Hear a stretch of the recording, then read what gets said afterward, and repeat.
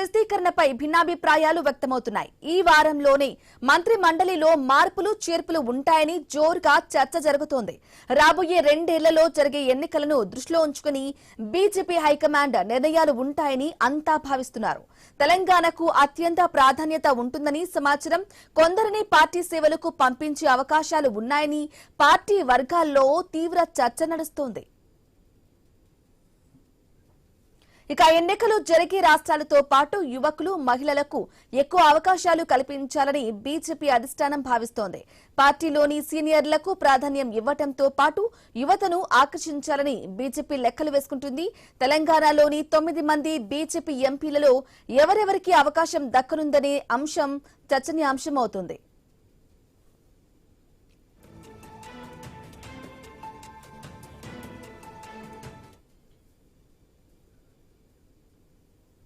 ఇక ప్రస్తుత మంత్రులు కిషన్ రెడ్డి, బండి సంజయ్ల పదవి ఉంటుందా? వారిని పార్టీ సేవలకు బదలాయించే అవకాశం ఉందా? ఇక కొత్తగా ఎవరికి ఛాన్స్ వస్తుందనే చర్చ జరుగుతోంది. మంత్రుల అనుకూలతలు, ప్రతికూలతలు ఏంటన్న దానిపై పార్టీ వర్గాల్లో చర్చ నడుస్తోంది. మిగిలిన 7గురికి అవకాశాలు ఎలా ఉన్నాయన్న దానిపైన ఎవరికి వారి అంచనాలు వేసుకుంటున్న పరిస్థితి నెలకొంది.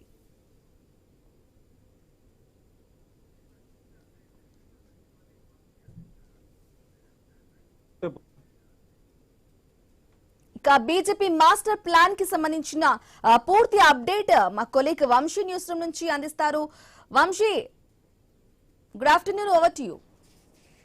Good afternoon Ramani. మొత్తంగా కేంద్ర మంత్రివర్గ విస్తరణ ఎప్పుడెప్పుడా అని అయితే ఎదురు చూస్తున్న పరిస్థితి అయితే స్పష్టంగా కనిపిస్తుంది. ఈ నేపథ్యంలోనే తెలంగాణ నుంచి ఇప్పటికీ ఒకవైపు కిషన్ రెడ్డి కేంద్ర మంత్రిగా కొనసాగుతున్నారు, బండి సంజయ్ సహాయ మంత్రిగా కొనసాగుతున్నారు. మరో అవకాశం ఎవరికి దక్కబోతుంది అనే అంశం కూడా చర్చకు వస్తుంది. అందులోనూ ఇక తెలంగాణపై పూర్తి ఫోకస్ చేసింది భారతీయ జనతా పార్టీ అధిష్టానం. అంటే తెలంగాణలో కాషాయ జెండా ఎగరవేయాలి, వచ్చే అసెంబ్లీ ఎన్నికల్లో అధికారంలోకి రావాలంటే ఇక్కడ వ్యూహ ప్రతివ్యూహాలను సిద్ధం చేయాలని కూడా భారతీయ జనతా పార్టీ అధిష్టానం భావిస్తోంది. మొత్తంగా 30 మంది మంత్రులను మార్చే అవకాశం ఉంది. 30 మంది మంత్రులకు సంబంధించి కూడా శాఖల మార్పు అవ్వచ్చు. మార్పులు చేర్పులకైతే భారతీయ జనతా పార్టీ అధిష్టానం శ్రీకారం చుట్టింది. ఇక మోదీ విదేశీ పర్యటన అనంతరం ఎటువంటి పరిణామాలు జరగబోతున్నాయి, కేంద్ర కేబినెట్ లో తెలంగాణ రాష్ట్రం నుంచి ఎవరెవరు సీట్లు దక్కించుకోబోతున్నారు, వారి బలాలేంటి, బలహీనతలేంటి అనేది ఐ న్యూస్ టీమ్ ఎక్స్క్లూజివ్ గా ఒక రిపోర్ట్ మనకు ప్రజెంట్ చేయబోతుంది. సో అది ఏంటి, అసలు ఎవరెవరి బలాలు ఏ విధంగా ఉన్నాయి, ఎవరికి ఛాన్సెస్ ఎక్కువగా ఉన్నాయి, సో ఆ అవకాశం ఎవరికి దక్కబోతుంది అనేది మనం చూసే ప్రయత్నం చేద్దాం. ముందుగా మనం ఇక్కడ చూస్తే కిషన్ రెడ్డి సికింద్రాబాద్ నుంచి ఎంపీగా కొనసాగుతున్నారు. కేంద్ర బొగ్గు గనుల శాఖ మంత్రిగా కూడా ఆయన ప్రస్తుతం వ్యవహరిస్తున్నారు. ఇక కిషన్ రెడ్డి బలాల గురించి మనం చూస్తే పూర్తిగా ఆర్ఎస్ఎస్ నేపథ్యం ఉన్న వ్యక్తి, అదేవిధంగా సుదీర్ఘ రాజకీయ అనుభవం అనేది కిషన్ రెడ్డి సొంతం. వివాదరహితుడిగా ఎక్కడా ఎవరితోనూ, అంటే సొంత పార్టీలోనే కాదు ఇతర పార్టీలతో కూడా ఒక సత్సంబంధాలను కలిగి ఉన్న వ్యక్తిగా కిషన్ రెడ్డిని మనం చూస్తూ ఉంటాం. చాలా సందర్భాల్లో కేంద్ర రాష్ట్ర ప్రభుత్వాలకు సంబంధించిన అంశాల్లో కావచ్చు, ప్రోటోకాల్ అంశాల్లో కావచ్చు, ముఖ్యమంత్రితో కూడా, ప్రస్తుత తెలంగాణ ముఖ్యమంత్రితో కూడా అత్యంత చనువుగా ఉంటారు. అదేవిధంగా కేంద్ర పెద్దలతో కూడా చనువుగా ఉంటున్న పరిస్థితి అయితే ఉంది. అంటే కిషన్ రెడ్డికి సంబంధించి ఇప్పుడు రైల్వేలకు సంబంధించి కూడా సికింద్రాబాద్ రైల్వే స్టేషన్ ఆధునికీకరణ అవ్వచ్చు, తెలంగాణలో జరుగుతున్న ప్రాజెక్టులన్నింటికీ కూడా కిషన్ రెడ్డినే ఫేస్ ఆఫ్ ది బీజేపీగా కూడా చూపిస్తున్న పరిస్థితులు కనిపిస్తూ ఉన్నాయి. అండ్ ఇక మత్సలేని ఇమేజ్ అయితే కిషన్ రెడ్డి సొంతమనే చెప్పాల్సి ఉంటుంది. అండ్ మోదీ షా వద్ద నమ్మకస్తుడిగా పేరుంది. అంటే భారతీయ జనతా పార్టీ ముందుగా ఏం చూస్తుంది అంటే ఇక్కడ మోదీ షా వాళ్ళ చాణక్యాలు, వాళ్ళ లెక్కలు వాళ్ళకుంటాయి. ఆ లెక్కల్లో కిషన్ రెడ్డికి ఎక్కడా కూడా ఒక చిన్న మైనస్ కూడా లేదనే చెప్పాలి. అండ్ ఇక తెలంగాణలో ఒక బలమైన సామాజిక వర్గం రెడ్డి సామాజిక వర్గం, ఆ రెడ్డి సామాజిక వర్గానికి సంబంధించిన నేతగా ఇక్కడ కిషన్ రెడ్డి కొనసాగుతున్నారు. మరొకసారి కూడా కిషన్ రెడ్డికి ఖచ్చితంగా అవకాశం ఉంటుందా అంటే ఎస్, ఖచ్చితంగా మరొకసారి మంత్రివర్గంలో కొనసాగుతారు. ఒకవేళ ఏదైనా శాఖల మార్పు ఉంటే ఉండొచ్చేమో, కానీ కిషన్ రెడ్డికి మాత్రం మంత్రివర్గంలో చోటు ఉంటుందా అంటే ఎస్, ఖచ్చితంగా ఉంటుందనే చెప్పాలి. ఇవన్నీ అనుకూలతలైతే ఇక ప్రతికూలతల గురించి కూడా మనం మాట్లాడుకోవాల్సి ఉంటుంది. కిషన్ రెడ్డి మనం మాట్లాడుకుంటున్నట్టుగా, మనం చూస్తున్నట్టుగా చాలా మృదు స్వభావి, దూకుడుగా వ్యవహరించలేరు. అంటే బీజేపీలో ఉన్న కొంతమంది ముఖ్య నేతలతో పోలిస్తే దూకుడుగా వ్యవహరించలేరు. సో అండ్ ఇక ఫైర్ బ్రాండ్ ఇమేజ్ అనేది లేకుండా పోయింది. బండి సంజయ్ లాంటి నేతలు వచ్చిన తర్వాత వారు మాట్లాడే మాటలు తెలంగాణ రాష్ట్ర రాజకీయాల్లో ఏ విధంగా సంచలనంగా మారుతున్నాయో చూస్తున్నాం.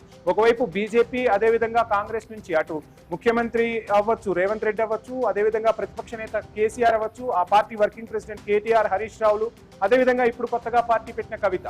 సో వీరందరి వాగ్దాటి కూడా ఏ విధంగా ఉంటుందో చూస్తాం. తెలంగాణ ప్రజలందరూ కూడా మాస్ ఇమేజ్ ఏ విధంగా ఉంటుందో, ఆ మాస్ వర్డ్స్ కి ఏ విధంగా అట్రాక్ట్ అవుతారో కూడా చూస్తాం. అది కొంత మైనస్ అవుతుంది కిషన్ రెడ్డికి. అండ్ మాస్ పుల్లర్ కాకపోవడం, కిషన్ రెడ్డి ఒక నాయకుడిగా చూస్తూ ఉంటారు, ఒక క్లీన్ ఇమేజ్ ఉన్న వ్యక్తిగా చూస్తారు, కానీ మాస్ లో అంత ఇమేజ్ అనేది లేదు.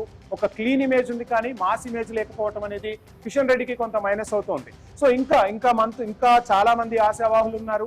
వారందరి గురించి కూడా మనం మాట్లాడే ప్రయత్నం చేద్దాం. ఒక బ్రేక్ తీసుకుందాం. స్టేజ్. మరో కీలక నేత గురించి మనం మాట్లాడుకోవాల్సి వస్తే బండి సంజయ్. సో నిన్న మొన్నటి వరకు భారతీయ జనతా పార్టీకి ఒక ఫైర్ బ్రాండ్ ఎవరైనా ఉన్నారు అంటే ఈ రోజుకి కూడా ఫైర్ బ్రాండే. కానీ ఒక విషయంలో ఇప్పుడు బండి సంజయ్ కాస్త నెమ్మదించాల్సిన పరిస్థితులు అయితే కనిపిస్తున్నాయి. తన రాజకీయ జీవితంలో ఏ విధమైన పరిణామాలు జరగబోతున్నాయి, అదేవిధంగా చాలా మంది కూడా ప్రశ్నిస్తూ ఉన్నారు. అంటే కేబినెట్ నుంచి బర్తరఫ్ చేయమంటున్నారు అని చెప్పి కూడా బండి సంజయ్ మీడియా ముఖంగా చెప్పుకున్న పరిస్థితి కనిపిస్తుంది. కానీ ఇప్పుడు బండి సంజయ్ కేంద్ర హోంశాఖ సహాయ మంత్రిగా ఉన్నారు. సో మొన్న మోదీ పర్యటనలో కూడా మోదీతో అత్యంత సన్నిహితంగా మెలిగారు. ఏ విధంగా వారి అనుబంధం ఉందనేది కూడా మనం చూసాం. ఇక బండి సంజయ్ అనుకూలతల గురించి చూస్తే తెలంగాణ భారతీయ జనతా పార్టీకి ఒక అగ్రెసివ్ ఫేస్ ఏదైనా ఉంది అంటే అది బండి సంజయ్ అనే చెప్పాలి.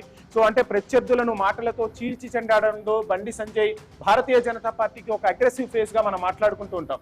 ఇక కార్యకర్తల్లో విపరీతమైన ఫాలోయింగ్ ఉంటుంది. బండి సంజయ్ ప్రసంగాలు కూడా మనం గమనిస్తే చాలా ఉద్వేగభరితంగా ఉంటాయి. అన్నా అంటూ ప్రతి మాటకు జోడిస్తూ ఉంటారు. అంటే వాళ్లలో మమేకమై మాట్లాడే వాక్చాతుర్యం అనేది బండి సంజయ్ సొంతం. అండ్ ఇక మున్నూరు కాపు వర్గంలో ఒక బలమైన నేత. తెలంగాణలో సామాజిక సమీకరణాలను చూస్తే మున్నూరు కాపు వర్గం అనేది కూడా ఎక్కువ సంఖ్యలో ఉన్న ఒక వర్గం. ఆ వర్గంలో మున్నూరు కాపు వర్గానికి సంబంధించి బండి సంజయ్ బలమైన నేతగా కొనసాగుతున్నారు. ఇది కూడా బండి సంజయ్కి ఒక బలంగానే మనం మాట్లాడుకోవాల్సి ఉంటుంది.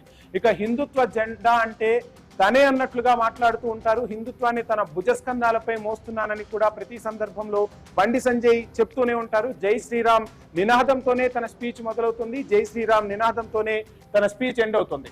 ఇక భారతీయ జనతా పార్టీ మనిషి అనే పేరు కూడా ఉంది.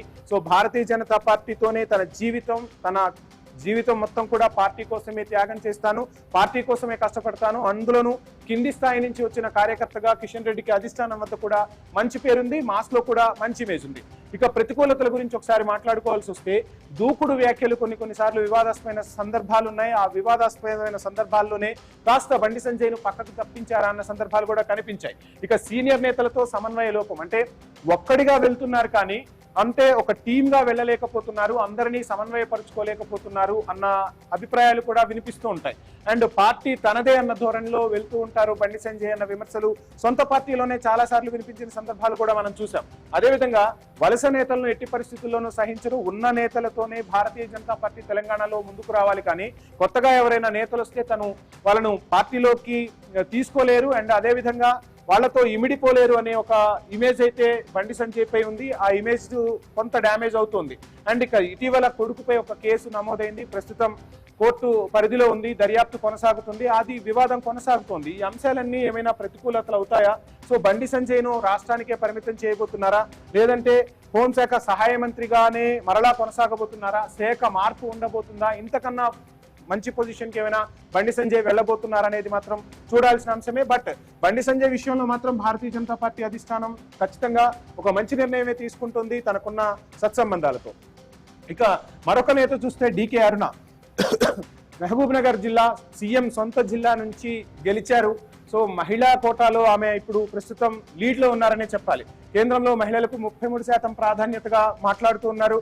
అదేవిధంగా రిజర్వేషన్ కోటా అమలు చేస్తే మాత్రం ఇక్కడ డీకే అరుణకు లైన్ క్లియర్ అవుతుందనే చెప్పాలి. ఇక జాతీయ ఉపాధ్యక్షురాలిగా చేసిన అనుభవం ఉంది. రెడ్డి సామాజిక వర్గంలో ఉన్న మహిళలందరిలో కూడా ఒక స్ట్రాంగ్ ఇమేజ్ ఉన్న పట్టున్న నేతగా కూడా డీకే అరుణకు మంచి పేరుంది. రాష్ట్ర మంత్రిగా వ్యవహరించారు, ఎమ్మెల్యేగా కూడా తనకు అనుభవం ఉంది. పరిపాలనకు సంబంధించి కూడా ఏ విధమైన నిర్ణయాలు తీసుకుంటారు అనే పట్టయితే డీకే అరుణ సొంతం. అండ్ మాస్ లీడర్ ఇమేజ్ సొంతం, అంటే బాగా మాట్లాడగలరు, వాక్చాతుర్యం ఉంది, ఒక మహిళా నేతగా తనకు ఒక ఇమేజ్ అయితే ఉంది. ఇవన్నీ కూడా, ఈ అంశాలన్నీ కూడా పరిగణలోనికి తీసుకుంటే మాత్రం ఖచ్చితంగా డీకే అరుణకు కూడా అక్కడ సీటు ఖచ్చితంగా ఇస్తారనే అవకాశాలే కనిపిస్తున్నాయి. ఇక ప్రతికూలతల గురించి మనం మాట్లాడుకుంటే పార్టీ సమీకరణాల్లో రెడ్డిలే మంత్రిగా ఉండటం, అంటే కిషన్ రెడ్డి ఇప్పుడు మంత్రిగా ఉన్నారు, ఖచ్చితంగా కిషన్ రెడ్డిని తప్పించే పరిస్థితులు లేవు కాబట్టి అది ఒక ప్రతికూలతగా కనిపిస్తోంది మనకు. ఇక బీజేపీలో కొత్తగా చేరారు, ఆ తర్వాత అంటే పార్టీలో చేరిన తర్వాత డీకే అరుణ ఎటువంటి స్టెప్స్ తీసుకున్నారు, ఏం సాధించారు అనే అంశం కూడా తెరపైకి వస్తుంది. ఇక్కడ లెక్కలు కొంత మారే అవకాశాలు అయితే కనిపిస్తున్నాయి. ఎటువంటి ఆర్ఎస్ఎస్ బ్యాక్గ్రౌండ్ లేదు, కాంగ్రెస్ నుంచి వచ్చిన నేత. ఇక మాట్లాడాలి అంటే క్లియర్ గా అక్కడ సీఎం సొంత జిల్లా నుంచి గెలవటం మాత్రం కాస్త ప్లస్ అవుతుందనే మనం చెప్పాల్సి ఉంటుంది. రైట్, ఇక ఇంకొక కీలక నేత ధర్మపురి అరవింద్ నిన్న కూడా చాలా హార్డ్ కమెంట్స్ చేశారు. ధర్మపురి అరవింద్ నిజామాబాద్ లో వరుస విజయాలు సొంతం చేసుకోవటం, మాజీ ముఖ్యమంత్రి కుమార్తెపైనే విజయం సాధించడం, ముఖ్యమంత్రి కూతురుని కూడా టార్గెట్ చేయటం, ఇటువంటి రకరకాల అంశాలు కూడా కనిపిస్తున్నాయి. అంటే ఇప్పుడు ఉన్న సీఎం ని కానీ గతంలో ఉన్న మాజీ సీఎం ని కానీ నేరుగా టార్గెట్ చేస్తూ మాట్లాడటం అరవింద్ కు ఎప్పుడు కూడా అలవాటే. అరవింద్ వ్యాఖ్యలు కూడా అంతే ఘాటుగా ఉంటాయి. అండ్ దూకుడుగా మాట్లాడే నైజం కూడా అరవింద్ కు కలిసి వస్తుంది. ఇక కేసీఆర్ కూతురును ఓడించిన క్రెడిట్ ఉంది. రాజకీయ చరిత్ర కలిగిన కుటుంబ నేపథ్యం, డి శ్రీనివాస్ చరిత్ర ఏంటి, రాజకీయంగా వారి కుటుంబం ఏ విధంగా ముందుకు వెళ్ళింది అనేది కూడా చాలా సార్లు చాలా సందర్భాల్లో మనం చూసాం. సో ఇవన్నీ కూడా ఆయనకు అక్కడ ప్లస్ గానే కనిపిస్తూ ఉన్నాయి.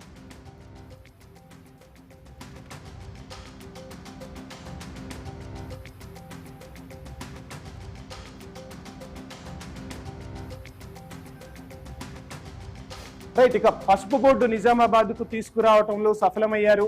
సో ఆ అంశం అనేది గత ఎన్నికల్లో చాలా ప్రభావం చూపింది. సో ఆ అంశమే అక్కడ విజయానికి కూడా కారణమైంది. అండ్ ఇక ప్రతికూలతలకు వచ్చేసరికి ఇద్దరు కూడా ఒకే సామాజిక వర్గానికి సంబంధించిన వ్యక్తులకు పదవి ఇస్తారా అనే దగ్గర మాత్రం కాస్త బండి సంజయ్ నుంచి ప్రతికూలత ఎదురయ్యే అవకాశాలు కనిపిస్తున్నాయి. అరవింద్ కు అవకాశం దక్కడం కష్టమేనా, లేదంటే ఈసారి ఏమైనా మార్పులు చేర్పులు చేసే పరిస్థితులు ఏమైనా కనిపిస్తున్నాయా అనేది కూడా చూడాలి.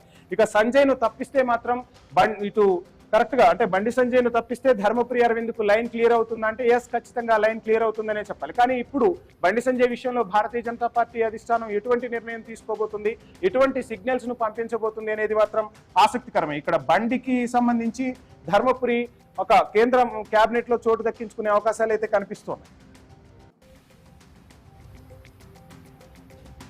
రైట్, ఇక ఈటెల రాజేందర్ ఒక రకంగా చెప్పాలి అంటే బీఆర్ఎస్ లో A2గా ఉన్నారు. అక్కడి నుంచి ఇటు భారతీయ జనతా పార్టీకి మారారు. భారతీయ జనతా పార్టీకి మారిన తర్వాత చేరికల కమిటీ చైర్మన్ గా బాధ్యతలు అప్పగించారు. కానీ ఆ చేరికల కమిటీ చైర్మన్ గా ఆయన సక్సెస్ అవ్వలేదనే చెప్పాలి. ఒకసారి మనం అనుకూలతల గురించి మాట్లాడుకుంటే బలమైన బీసీ నేతగా గుర్తింపు అయితే ఉంది. అత్యధిక జనాభా కలిగిన ముదిరాజ్ వర్గం నుంచే ఆయన నేతగా కొనసాగుతున్నారు. తెలంగాణ ఉద్యమకారుడిగా అన్ని పార్టీల్లోనూ గుర్తింపు ఉంది. తెలంగాణ సమాజంలోనూ తెలంగాణ ప్రజల్లోనూ ఈటెల రాజేందర్ కు మంచి గుర్తింపు ఉంది. అండ్ సౌమ్యుడిగా అజాత శత్రువుగా పేరుంది. 7 సార్లు ఎమ్మెల్యే అయ్యారు. మాజీ మంత్రిగా కీలక బాధ్యతలు నిర్వర్తించారు. కేసీఆర్ కేబినెట్ లో చాలా కీలక పదవులు కూడా వ్యవహరించారు. కరోనా టైంలో కూడా వైద్య ఆరోగ్య శాఖలో పనిచేశారు. కేసీఆర్ వ్యూహాలను పసిగట్టడంలో దిట్ట, అదేవిధంగా కేసీఆర్ వ్యూహాలను తిప్పికొట్టడంలో కూడా అంతే సత్తా ఉన్న నాయకుడు. కేంద్ర కేబినెట్ రేస్ లో మాత్రం ఈసారి ఈటెల పేరు ఖచ్చితంగా కనిపిస్తుంది. బీసీ సామాజిక వర్గానికి సంబంధించి ఖచ్చితంగా ఈసారి ఈటెలకు అవకాశం ఇవ్వాలి అనే అవకాశాలు అయితే కనిపిస్తున్నాయి. ఆయన కూడా రాజకీయంగా కాస్త ఆచితూచి వ్యవహరిస్తూ ఉన్నారు.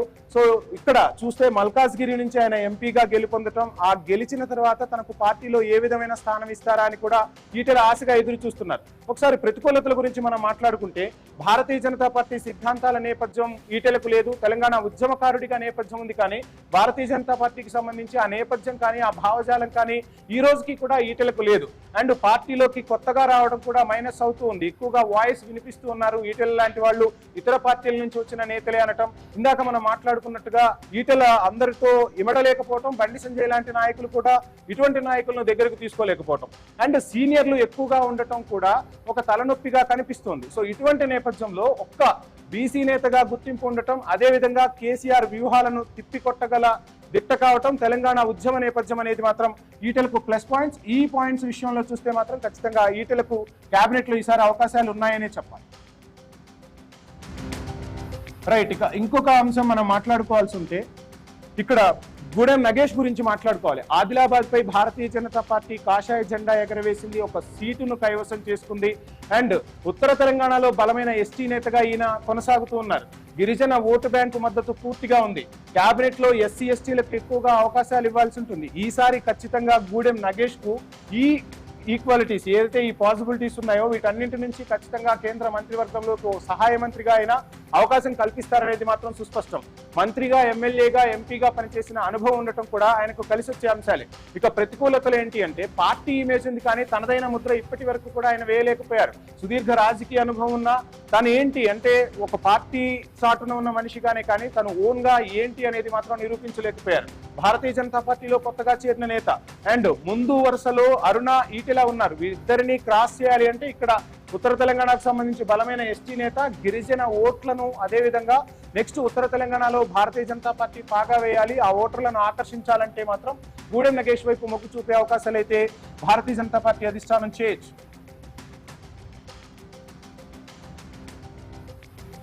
రైట్, ఇంకొక నేత కె లక్ష్మణ్ రాజ్యసభ ఎంపీగా కొనసాగుతున్నారు. భారతీయ జనతా పార్టీతో సుదీర్ఘ అనుభవం ఉంది. రాజ్యసభలో తెలంగాణ విషయాలకు సంబంధించి కూడా ఏ విధంగా వాయిస్ వినిపిస్తారు, పార్టీ అధిష్టానానికి ఏ విధంగా కట్టుబడి ఉంటారనేది కూడా మనం చూసాం.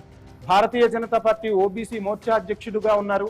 పార్లమెంట్ లో బోర్డు మెంబర్ గా కూడా పనిచేశారు. ఢిల్లీ పెద్దలతో అత్యంత సన్నిహిత సంబంధాలు ఉన్నాయి. పాత కొత్త నేతలతో ఆయనకు సన్నిహిత సంబంధాలు ఉండటం అనేది ఒక కలిసి వచ్చే అంశం. అండ్ కిషన్ రెడ్డికి ఏ విధంగా అయితే వివాదరహితులనే పేరుందో అంతకు మించి లక్ష్మణ్ కు కూడా వివాదరహితులనే పేరుంది. పార్టీ అధిష్టానం వద్ద నమ్మిన బంటుగా ఉంటారు. పార్టీ అధిష్టానం ఏ నిర్ణయం తీసుకున్నా ఆ నిర్ణయానికి కట్టుబడి ఉండటంలో లక్ష్మణ్ ఆరితేరారు. ఒక రకంగా చెప్పాలంటే పార్టీకి ఆయన ఒక రకంగా సేవ చేస్తున్నాను అనే ఎప్పుడూ చెప్తూ ఉంటారు. పార్టీ ఏ నిర్ణయం తీసుకున్నా తనకు ఇష్టమే అంటూ చెప్పే నేత కె లక్ష్మణ్. అయితే ఇక లక్ష్మణ్ కు ప్రతికూలతలు ఏంటి అంటే ఎప్పుడూ కూడా ఆయన ప్రత్యక్ష ఎన్నికల్లో విజయం సాధించలేకపోవటం అనేది ఒక అంశంగా కనిపిస్తోంది. ఇక లోక్సభలో గెలిచిన వారికే ఛాన్స్ ఇస్తారు అంటే మాత్రం ఖచ్చితంగా లక్ష్మణ్ ఎంపీగా కొనసాగటమే కానీ రాజ్యసభ ఎంపీగా మంత్రి పదవి అదేవిధంగా కేంద్ర కేబినెట్ లోకి చోటు దక్కే అవకాశాలు అయితే కష్టంగానే కనిపిస్తున్నాయి. ఈక్వేషన్స్ బట్టి చూస్తే సో చాలా మంది నేతలు ఉన్నారు. ఈ నేతల్లో అక్కడ ఉన్న సీట్ల బట్టి 30 సీట్లు మొత్తంగా